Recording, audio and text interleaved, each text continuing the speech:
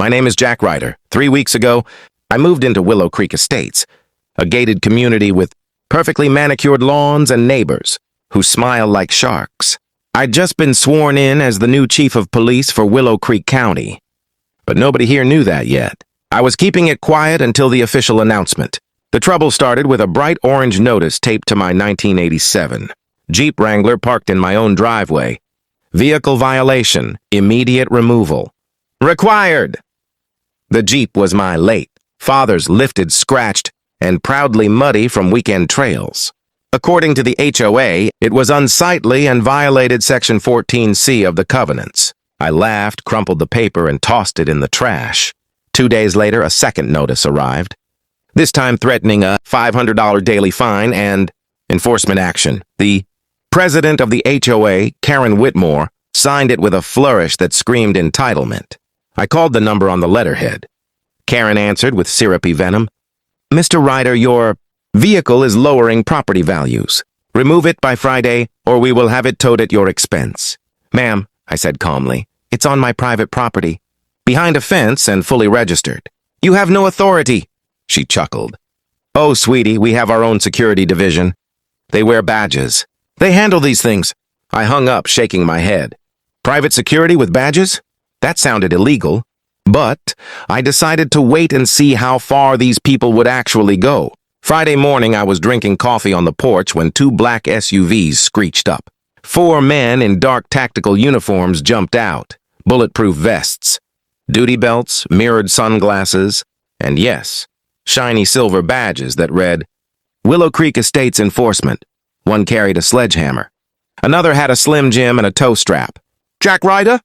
The biggest one barked. Step away from the vehicle. It's being seized for covenant violation. I set my coffee down slowly. You've got to be kidding me.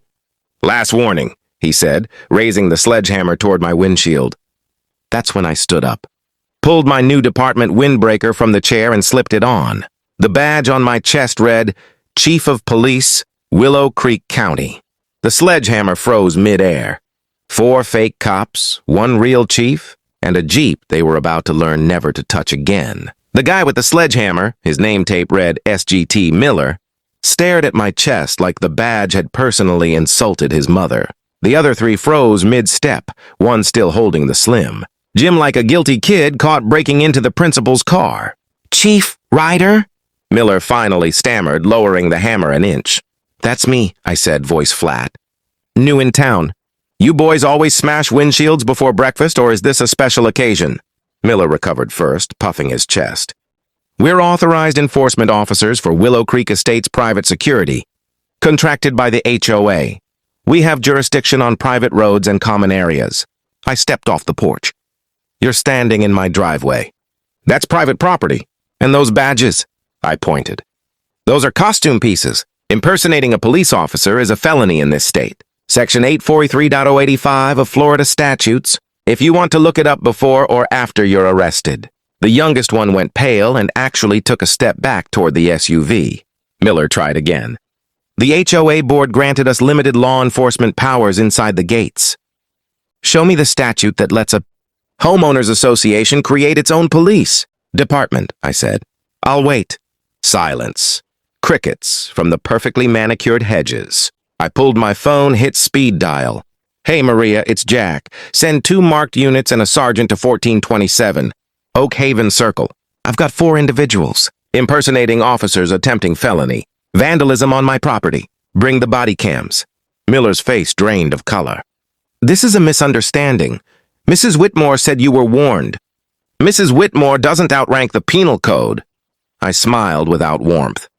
Drop the hammer, the Slim Jim, all of it. On the ground, now. The tools clattered to the asphalt. 2 minutes later, actual Willow Creek County cruisers rolled up, lights flashing. My officers, real ones, stepped out, hands resting professionally near their duty weapons. Miller started blubbering about just following orders. I almost felt bad, almost. As my sergeant began reading them their rights, Karen Whitmore herself came speed-walking down the street in yoga pants and righteous fury, phone already filming. You can't do this! She shrieked. They have contracts. I turned to her, calm as Sunday morning. Karen, you just hired felons to destroy private property. Congratulations, you're next." Her phone trembled in her manicured hand. By noon, the story had exploded across every neighborhood Facebook group, Nextdoor thread, and Ring camera in Willow Creek Estates. Someone leaked the body cam footage. My sergeants, not Karen's shaky iPhone. 4 grown men in fake cop gear dropping a sledgehammer at my feet while I sipped coffee in slippers was apparently peak entertainment. Karen called an emergency board meeting that same evening and demanded my presence to explain myself. I showed up in full dress uniform, badge gleaming just to watch them squirm. The clubhouse smelled like lemon polish and panic. 10 board members sat around a mahogany table that probably cost more than my Jeep. Karen stood at the head like a dictator, addressing the Senate. "Chief Ryder," she began, voice trembling with forced civility.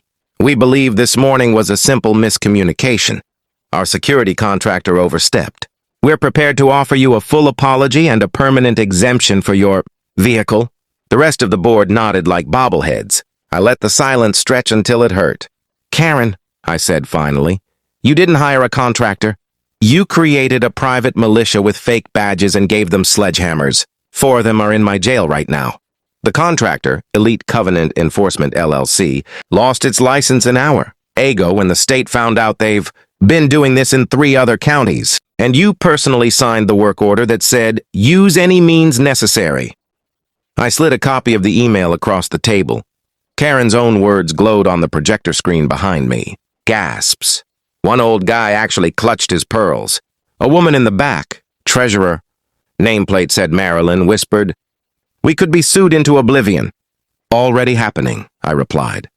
Class action filing started at 10:17. I am half the neighborhood. Wants you gone. The other half just wants their fines refunded. All of them hate you now. Karen slammed her palm on the table. "This is our community. We have rules. Rules don't include felony vandalism, Karen, or extortion, or impersonating police." I stood. "Here's what's going to happen. Tonight, you will vote to dissolve this board effective immediately. New elections in 30 days. Supervised by an independent firm, paid for out of the HOA's legal defense fund, which is about to get very busy. Refuse, and tomorrow morning, I execute search warrants on every board member's home and office for conspiracy and fraud. Your choice."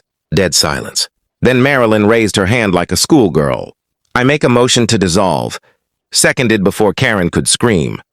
Karen's face went purple. "You traitors!" I was already at the door. "Have a good evening, ex-Madam President." 3 days later, Karen Whitmore was arrested in her own driveway while loading Louis Vuitton bags into her leased Mercedes. The charges read like a greatest hits of white-collar crime. Conspiracy, falsifying official documents, wire fraud, turns out the security contractor, kicked back 40% of every fine to the board's secret slush fund, and my personal favorite, felony impersonation of a peace officer. The other 9 board members lawyered up fast and started singing. By the end of the week, the HOA's bank accounts were frozen. The gates were opened permanently, and the clubhouse fountain ran dry because nobody paid the water bill.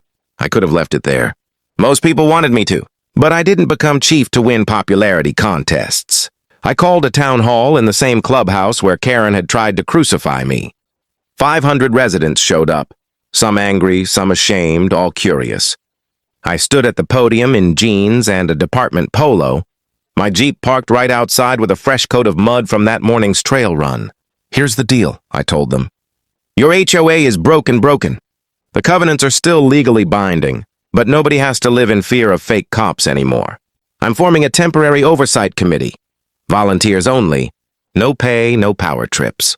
We rewrite the rules together, or we dissolve the HOA entirely and let the county handle roads and trash like every other normal neighborhood in America. Vote tonight." Hands shot up.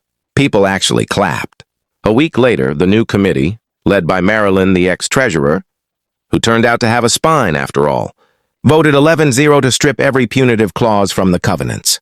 My Jeep got its own commemorative parking sign. Chief Ryder, official eyesore, permanently grandfathered. Karen made bail but skipped her court date. Last I heard, she was hiding in her sister's condo in Boca, still posting on Facebook about tyranny and men who can't follow rules. I still drive the Jeep every day. The scratches are badges of honor now. Kids wave when I roll past. Old guys who used to glare give me thumbs up. Sometimes justice doesn't come from a gavel. Sometimes it comes from a 38-year-old Wrangler that refused to move, and a new chief who refused to blink. Willow Creek Estates isn't perfect, but for the first time in 20 years, it's free.